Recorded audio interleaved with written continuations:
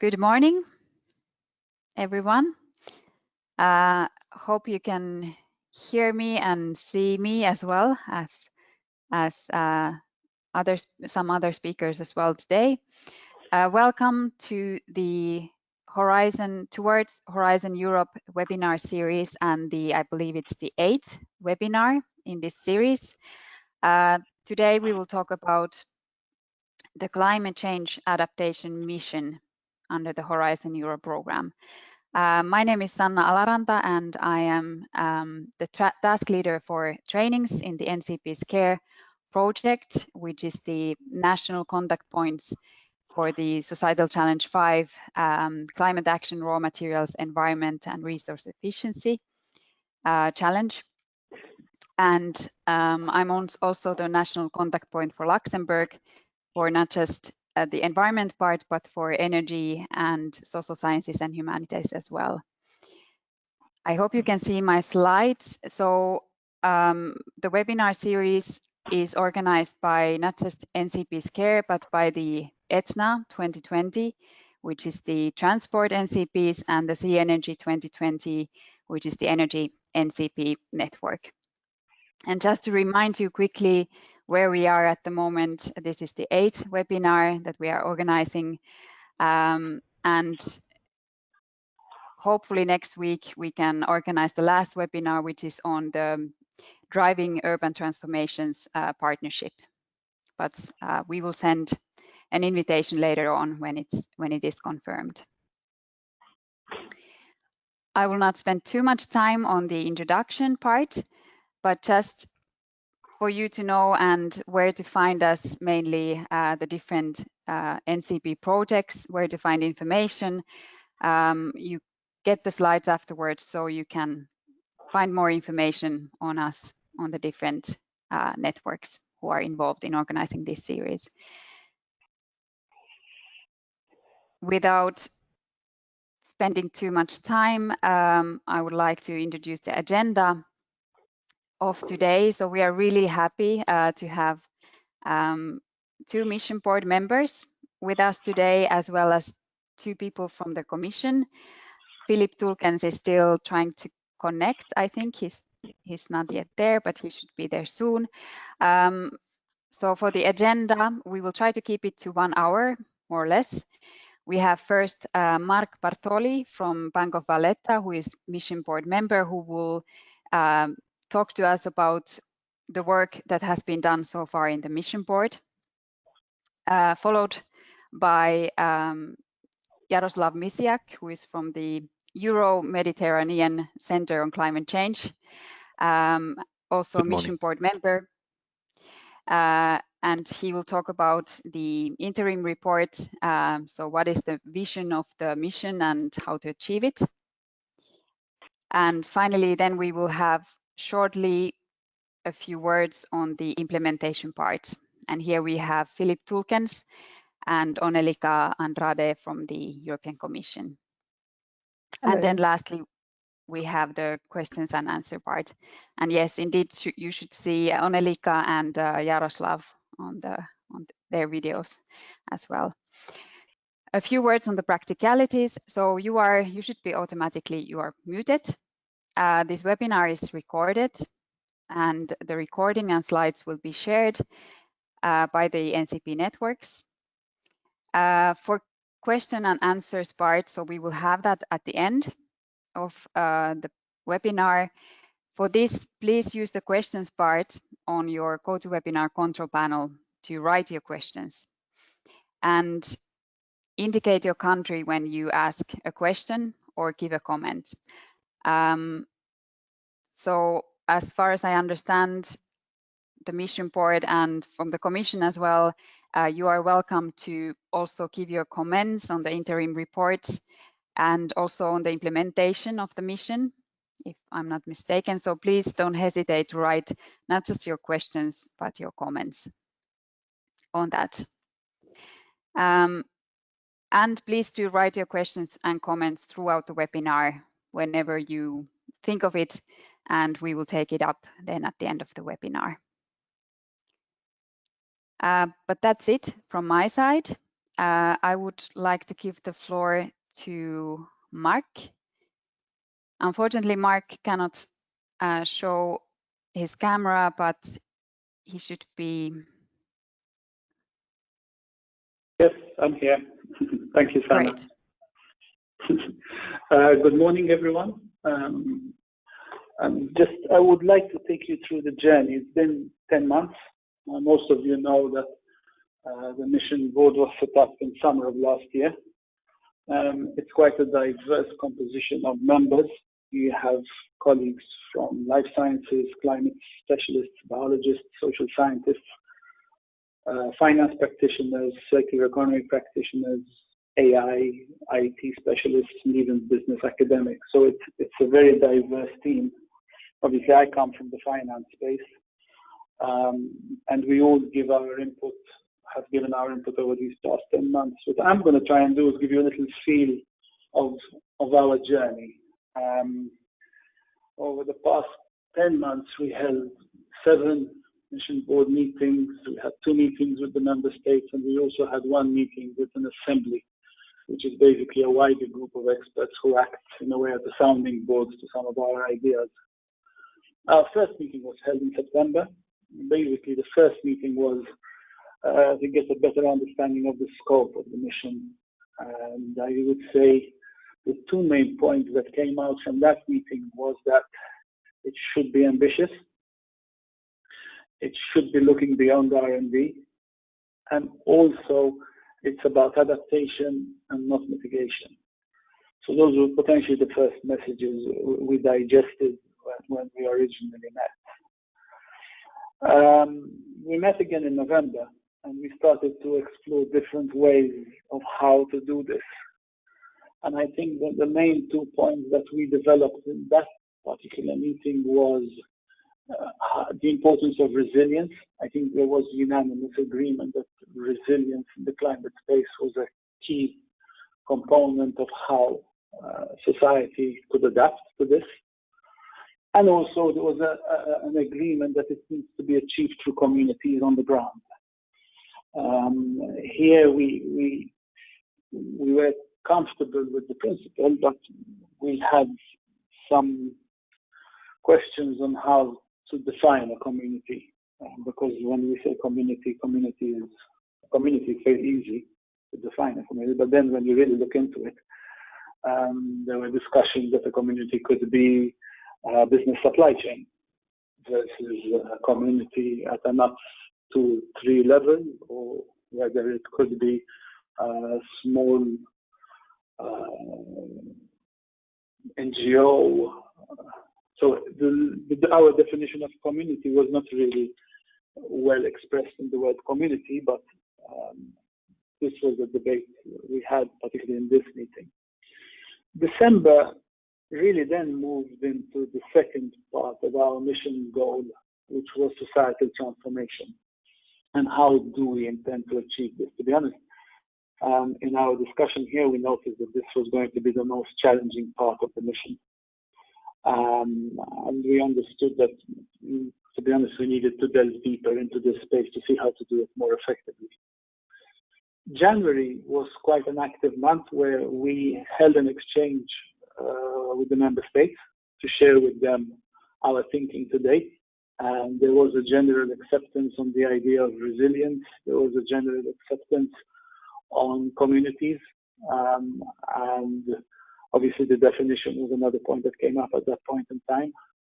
And it was very useful to see how different member states are actually engaging with citizens. So here, our exchange in January gave us a very valuable exposure to see how different member states are exchanging with their citizens, particularly it was the French and also the UK's examples were brought up. January also entailed an exchange with the Assembly, and this was an opportunity for us to double check our ideas, which were quite well supported. February also entailed an exchange, a very specific exchange where some board members went into more detail on citizen engagement. And here we had specialists who gave us more insights on how to engage citizens in the exchange. And then in March, we held another mission board meeting. Obviously, by March, a lot of things had changed with the arrival of COVID into Europe. But two clear messages that came out in March were that the mission is key as part of the EU recovery from COVID. And we need to place a stronger focus on the virtual citizen engagement in the context of COVID-19. So those were the main thrusts in our March meeting. May, we obviously had developed quite a lot of the deliverable by that time, but in May we had to meet up again to realign the mission in the context of COVID.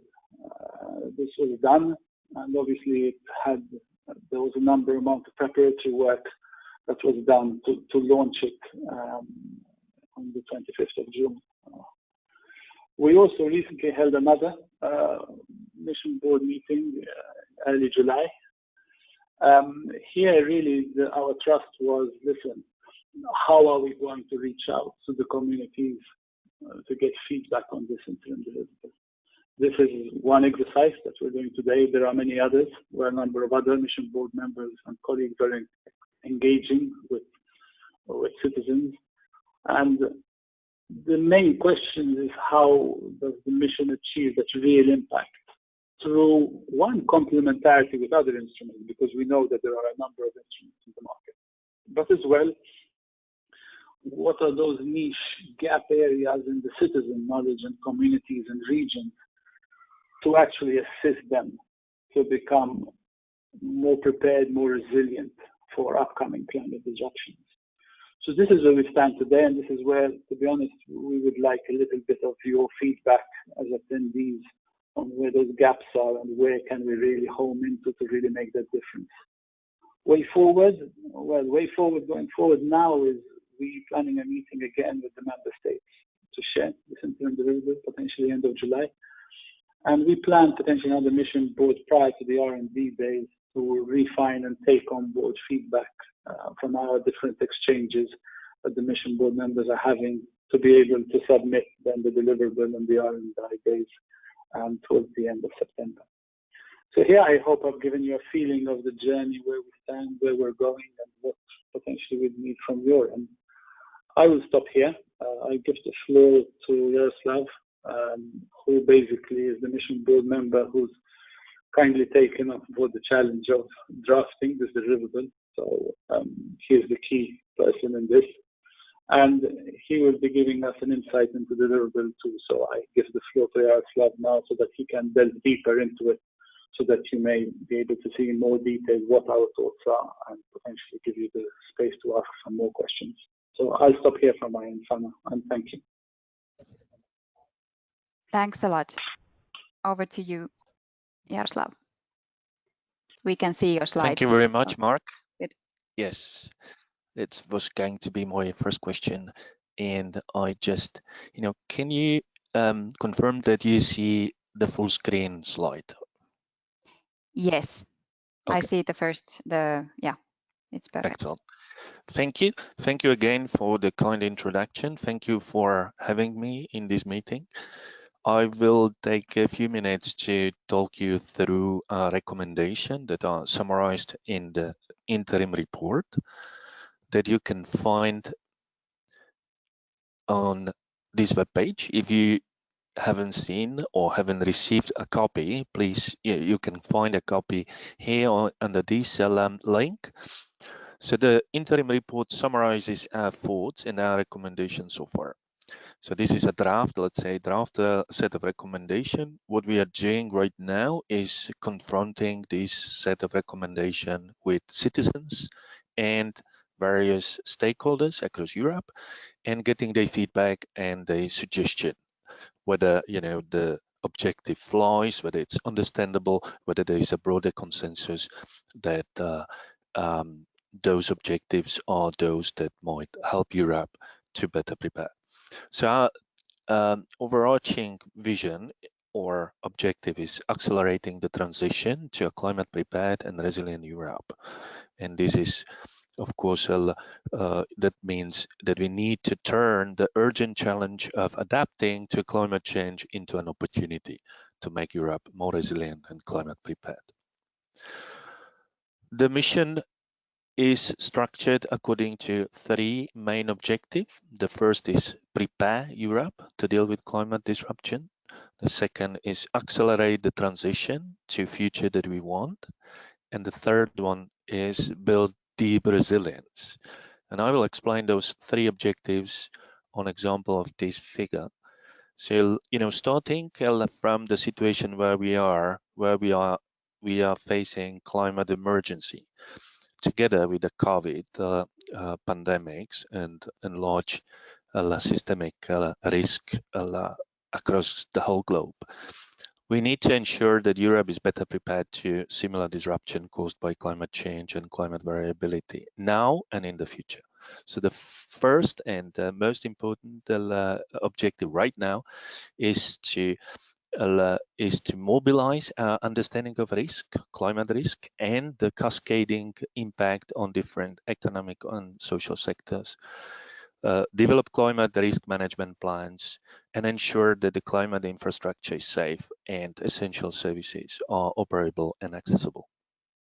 So this is a must, and we will work across Europe and addressing all regions and all communities. One level higher, we are aiming at accelerating the transition, accelerating and speeding up the adaptation, the transformative adaptation, by building a deep resilience in societal systems.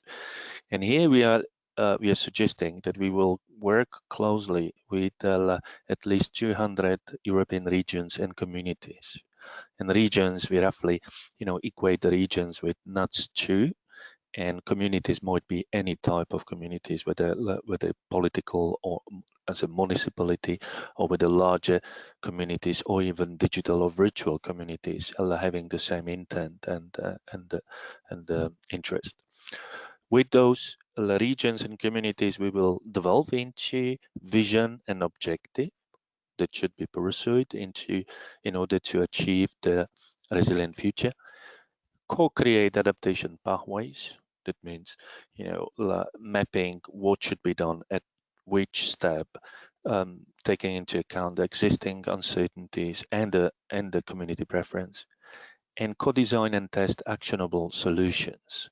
That means how to adapt to climate change in order to guide the transition in a fair and equitable manner. And that also includes creating favorable conditions for such a transformative change across Europe. And finally, the highest level is those are deep demonstrator projects, and we are aiming at least at 100 such large-scale, small to large-scale, deep demonstrator that will create impact at scale, create cross-border value, and will include a citizen center co-evaluation of the progress. So if you want, this highest level is really about not only designing the transformation, but engaging to deliver the transformation that we need. Okay, I will quickly take you through those objectives also in terms of the specific action that we are planning. So the Prepare Europe, the lowest level, we are targeting at all administrative units, the local administrative units and regions, NUTS, potentially NUTS2. And we hope that by 2030, all those regions and communities will have a climate risk profiles, yearly warning system in place for all relevant risk, and will have adopted comprehensive risk management plans. So this is very important. It's the starting point for the next levels and objective of the mission. So this first level is fostering better understanding of climate risk exposure and facilitating the adaptation of climate risk management plans, and then taking care of the community and social infrastructure. Accelerate the transition. We hope that by 2030, 200 European communities in the region will have developed a transformative vision and co-created adaptation pathways. At the same time, they already looked into and prioritized the actionable solution that are needed to achieve a resilient future, and created favorable condition for the transformation to take place. So this is the second level. And finally, the third one is building deep resilience or demonstrate a project that will scale up actionable solution that have triggered societal transformation and help to build a deep resilience. And the objective are create impact and scale. That means learning from what has been done and taking into account the design for the transformation, make sure that more region and communities can benefit from it and see the benefits materialize. Create cross-border value. That means we will foster deep demonstration project across border in order to contribute to the implementation of European objectives and European policies, and to foster the cohesion across Europe, and also to show demonstrate in practical terms the solidarity across Europe. So the cross-border value is a very important part of the mission. We will build resilience across the shared value creation across the border systems and services. And the final point here is really to invest and design structure in making the progress measurable and tangible for everybody. So those are the objectives. Now, the way how we are working that, those of you who are familiar with our interim report or have followed us during our previous input that we gave to the larger consultation process know that we are imagining the transformative change by combining two elements. The first are community systems. Community systems, we have identified 5 community systems. Those are the most important and critical systems for the community to build resilience. And they include health and well-being services at the community level, water resources, productive landscapes, nature and ecosystem services, and social infrastructure. So those are 5 community systems that we have implicitly embedded in our transformative change. Of course, those might not be exhaustive. There might be other community systems that are very important, and the mission is flexible enough to accommodate also additional community systems that are dear and important for our community. And the second level of the elements that we build into creating transformative change are enabling conditions. Enabling conditions are, set in the areas where we can really foster the transformative change and can make a step change in terms of how climate risks are managed right now. And those include data and knowledge management, local economies, inclusive and fair transition, that means governance, and coherent policies. I will explain them a little bit more in depth in next slide, but you need to imagine that this is not, you cannot pick up a single element of this one community system and take it on its own. It's really the interaction across the community system and enabling condition that create the necessary transformative change. Okay.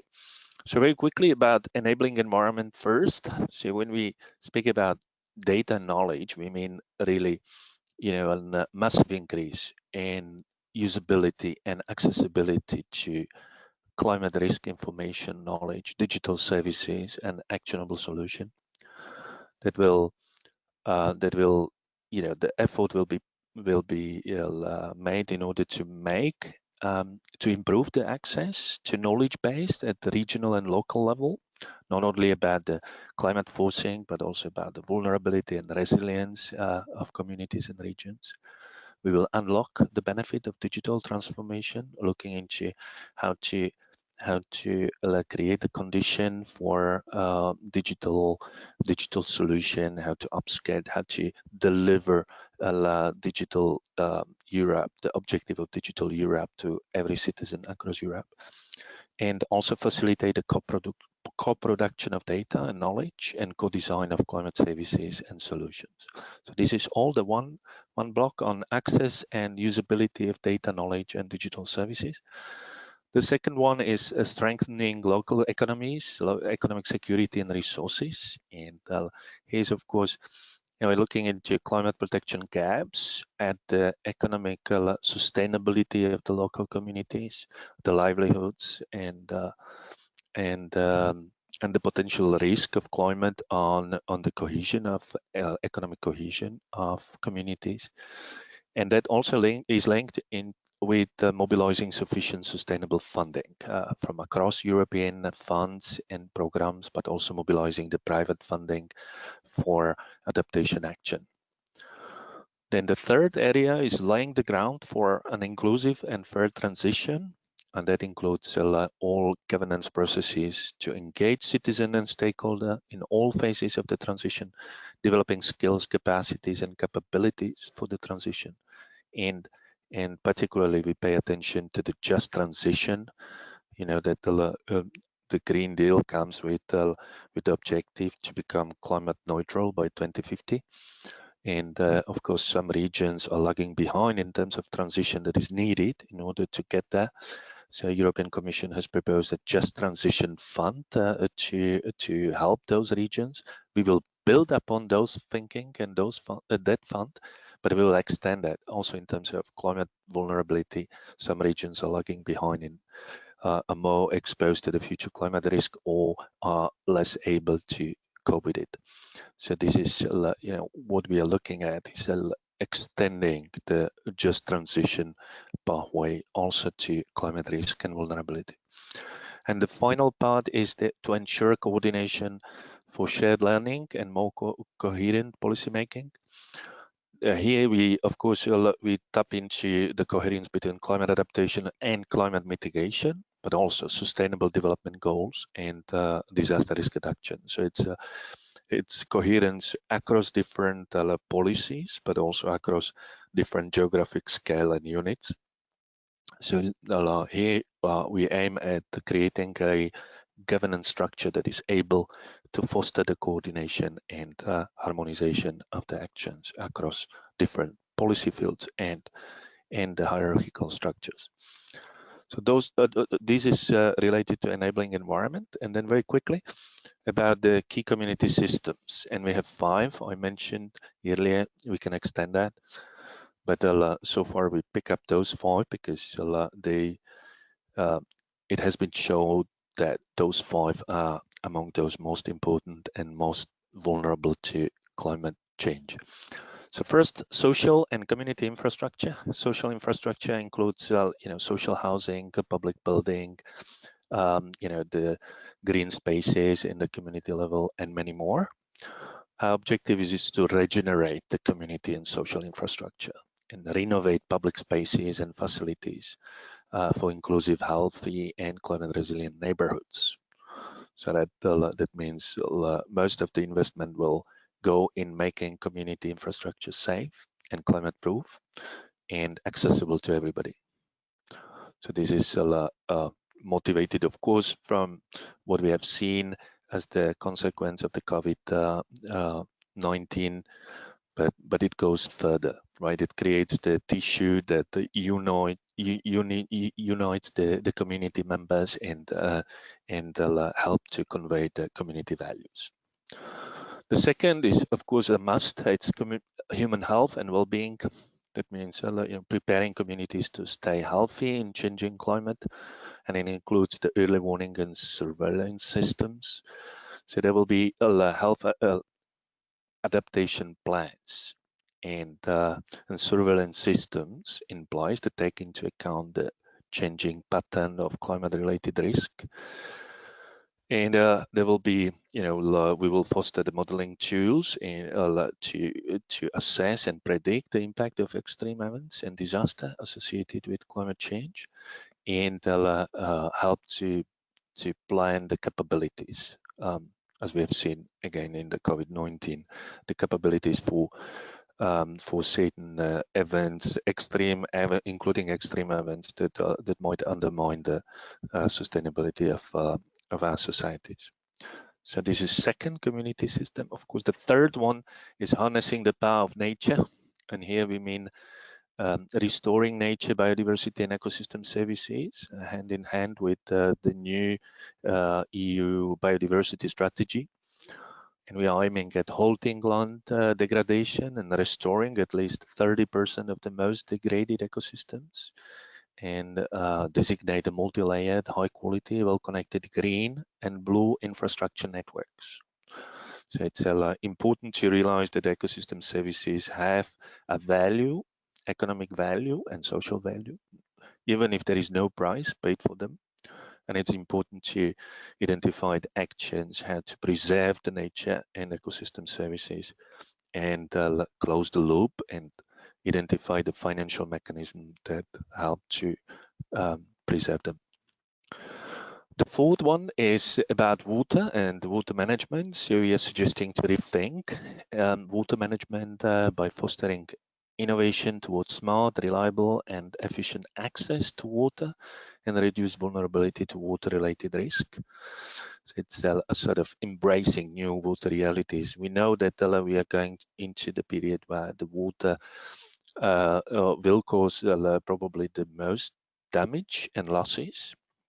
So sometimes it's said that about 80% of the climate change related damage and losses are somehow related to water related risk, whether either there is too much water or too little water. But of course we are addressing also water quality, and this is not factored into this simplified economic cost statement. So we will foster inclusive, forward-looking, and climate risk-informed water planning and management processes, and digital water technologies, and revision of the water sharing agreement and cross-border strategies to manage water resources. So this is the fourth community system, and the final one is reviving a rural landscape and sustainable food system. In this area, we look at the rural landscape as a manifestation of cultural heritage, as well as the critical system for maintaining the livelihoods of rural communities. So this is extremely important. The rural landscape are somehow a result of interrelations between human and ecosystem health, supply chain, and sustainable consumption. So what we are going to promote through this community system will be environmental stewardship, for example, by increasing the area of high nature value farmland, and promoting organic farming and nature-based solution, as well as promoting shift to sustainable consumption. So this is a short overview about the 5 community systems that we have incorporated in our recommendation. Of course, all this process involves the 15 members of the mission board, but also many others, including the European Commission, the Secretariat of the Mission Board, that have, was critical for designing this program. Always helpful and contributing with ideas, suggestion on how this could be more pertinent for Europe and for European citizens, but also you and the member states representative in various other advisory roles and the services of the European Commission. So I stop here. Thank you very much, and I'm happy to take your question. Thank you. Thanks a lot. As far as I see, unfortunately, Philip Tulkens is not there, but Onelica is. So yeah. Do you have news? Well, from Philippe, I'm not sure. He was struggling to download it on our computer system of the Commission because it's a bit of a closed system. So I think I can go ahead and present. Yes, maybe he'll be able to join for the Q&A. Yes, great. So you will say a few words on the implementation. Indeed, yes. Yes, Okay, great. thank you, Sana. As Sana introduced me before, I'm Onelica Andrade. I work in the ERTD of the Commission, and I'm part of the Mission Secretariat. I'm going to be very brief. I think Mark already walked you through, all the meetings and the progress that the board has had so far. Jaroslav presented the recommendations made by the board and that are contained in the interim report. And what we've gotten to a point where, we have a proposal out there, we have recommendations, and we're slowly moving into implementation. And this is why I don't have a whole lot of information for you at this point.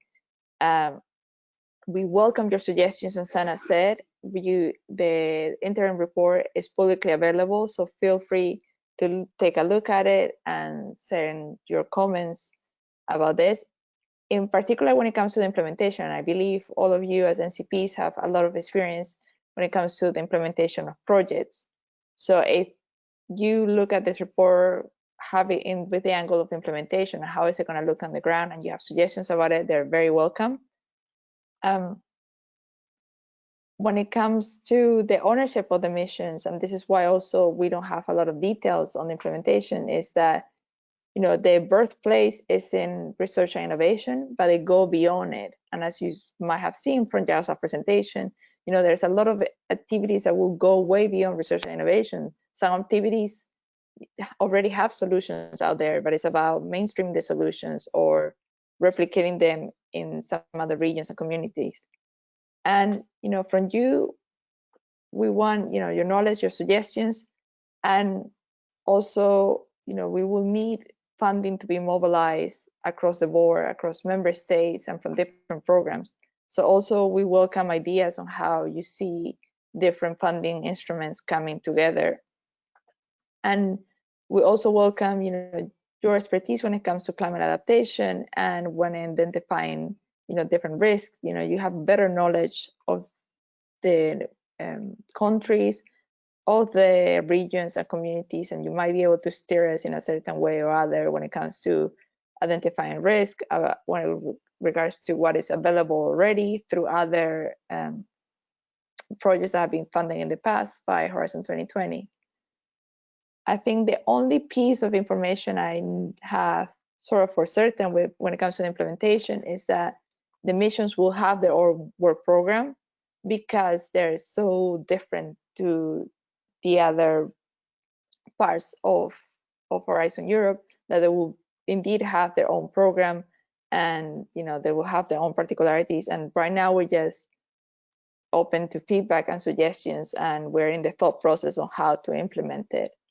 And I will leave it at that, and I'm open for your questions and suggestions now. Thanks a lot, Onelica. That's very helpful. And thank you, Jaroslav and Mark as well. So now it's time for questions or comments. I have received already some questions, and I would start with them, but in the meanwhile, please don't hesitate to type in your questions or comments. And I would like to remind that it's helpful if you say which country you come from. I don't always see that necessarily. So the first question here is for Jaroslav. Just a moment. Can you give us an example, even if just theoretical, of a deep demonstrator? Sure. Yeah, my favorite example is from Rimini city. I don't know whether you have ever visited the city, but you might know that in the 70s it was highly popular in Italy as a seaside resort, and that brought with it also uncontrolled urbanization, and the urban planning is a mess in Rimini city. So the city council has managed to convert a large chunk of the coast of the beaches into reconstructed coastal wetland or coastal ecosystem in the heart of the city. So now it's green area that is available for the citizen, but also offers certain ecosystem services that protect the built-up area behind this wall, ecosystem wall, let's say, against the extreme sea levels. Now, this is an excellent example of transformative change on the local scale. You can also imagine something similar to be done on the whole northern Adriatic Sea, along the whole sea coast of North Adriatic, including the city of Venice, including the neighborhood cities and coastal areas. It doesn't have to be always the same type of ecosystem. It might be, a combination of different, but you can easily imagine, a large scale protection of coastal areas by using nature-based solution. That might be an example of, upscaling deep demonstrator that help to show the value of ecosystem services in fighting the climate change. Now, if you add to that also the cross-border element, for example, this project is not only implemented in Europe, but also in Italy, but also in Slovenia and Croatia, then you have probably an excellent example of, cross-border value creation. That is an excellent example for Europe. Thank you very much. That was very concrete example. The next question, by the way, that was from Austria. Yep. That previous question, and the next question, if I understand, is from a Danish colleague, I believe. So the question goes: the mission board for the Oceans mission has surprisingly given input to the COVID recovery package. Does this also apply for the climate mission board? To whom is this question? To me or to Onelica? Onelica, if you want to start, and I'm happy to complement. I think I can start, and you can continue that, because you're also very familiar with our work on COVID-19. Well, as you can imagine, all missions, started looking into the COVID-19 crisis and the recovery and trying to see how they could contribute to it. Our mission, in particular, climate adaptation, has a huge role because we look into resilience, and the sort of solution and the strategy for the COVID-19 recovery is, increasing resilience. So we saw the mission as having a key role in this whole recovery process from the COVID-19 crisis. And actually, when the crisis hit and we were reflecting about it, then Jaroslav and the other board members, got together to reflect even closer and to try to think, how do we become valuable in this recovery? How can we actually truly help communities and regions on this? And you'll see in our interim report, there is a mention of the COVID-19, there's a mention of vulnerabilities and increasing resilience. And the second objective of the mission looks into transformation. So it looks way beyond just being resilient to climate change, but it looks into a further transformation, a transformation that looks also into health as one of the systems, as Jaroslav explained. So we do have the COVID-19 crisis and the recovery well embedded in our mission, and I think Jaroslav can give you a bit more details into this. Thank you, Onelica. Now, I think you have answered very nicely the question. So to add to that only, you could say those countries, regions, or communities that have already adopted a climate adaptation plan have outlined what kind of action should be taken in order to accelerate the adaptation. So the excellent idea would be, for the recovery package to continue implementing those measures, right?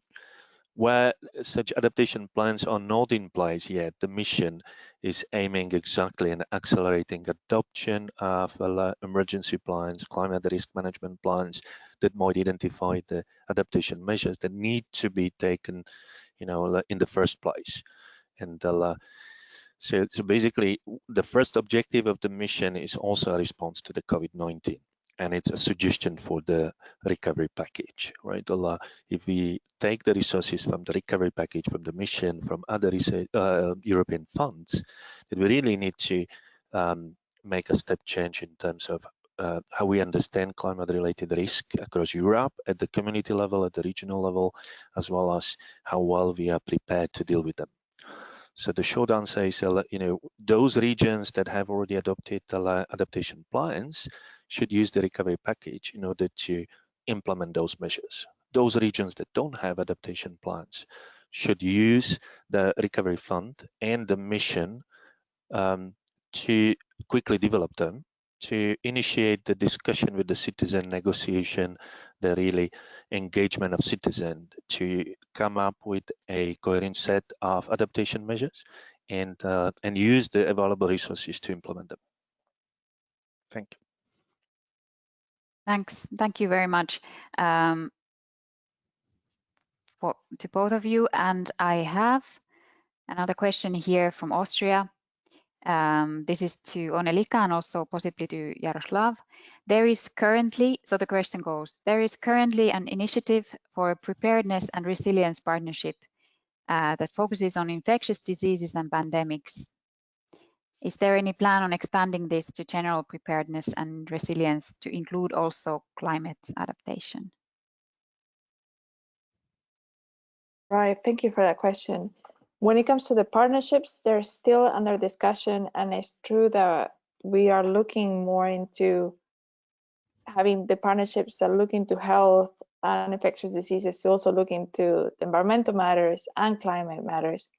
But I'm not able to tell you in detail if how this partnership is evolving, but I do suspect that the remit will be much broader in the case of this partnership, and we will be looking into the partnerships to start linking up to them from the mission. Jaroslav, Thank you. Yeah, no, as Onelica said, I mean, it's too early. Of course, the idea is to mobilize all resources, all initiative to improve the provision of health services, extended to climate risk, but also non-climate related risk. So we do think that there will be a sort of coordination across the different initiatives and so on.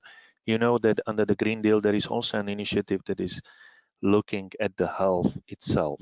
So probably there's some time needed in order to identify how all those initiatives will be bundled and contribute to the same goal. Thanks a lot for your answers on that.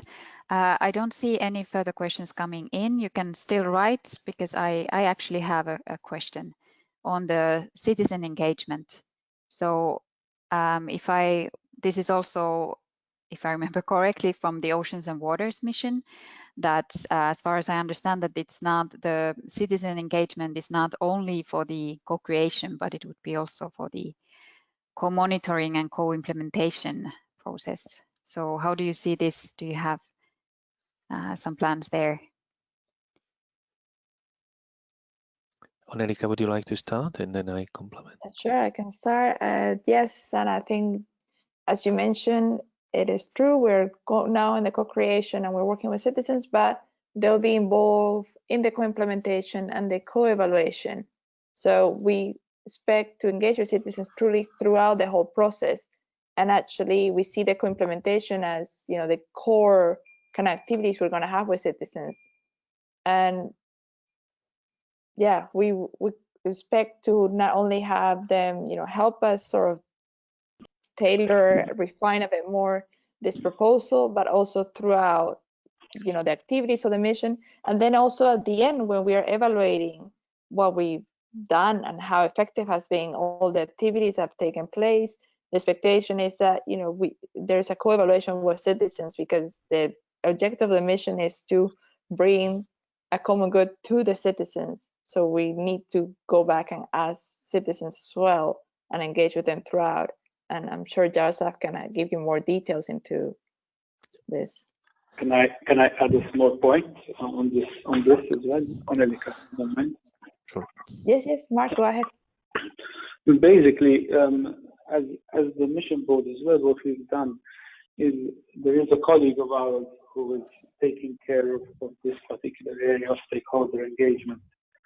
and she's actively analyzing what other member states are doing, specifically the French example and even the UK examples, where there were citizen assemblies which brought demographic representation of the country of around 100 to 150 citizens to debate how they envisage legislation in their countries to take place.